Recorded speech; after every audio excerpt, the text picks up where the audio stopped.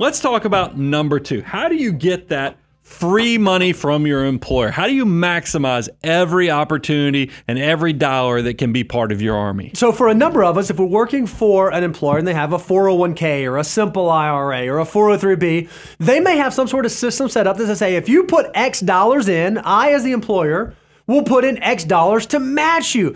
That money is free money. If it's a dollar for dollar match, you can literally think about it as 100% rate of return on your dollar. So as we move towards year end, the first question you have to ask is, did I take full advantage of the match? If my employer says, hey, if you put in 5%, I'll put in 4%, am I at least doing 5%? If I'm not, figure out how I can start doing that before I get to the end of the year. Everyone who's actually bought our course, if you go to learn.moneyguy.com, we have the Financial Order of Operations course, and we talk about this, but this is a little known peek behind the curtain.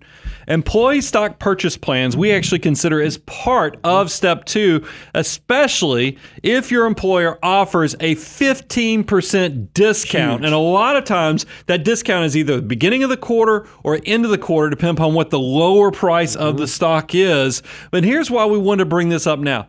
Usually with employee stock purchase plans, you get to enroll twice a year. And December is one of those open enrollment periods.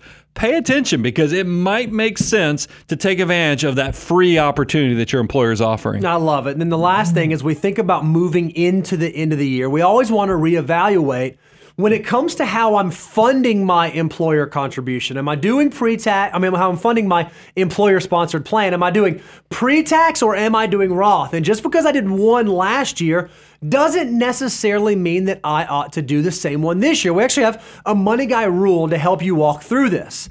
If you look at your marginal federal tax rate and your marginal state tax rate and you add them together and it's under 25%, you may want to consider contributing to Roth because that tax-free growth can be so valuable for you and you're already in a lower tax situation.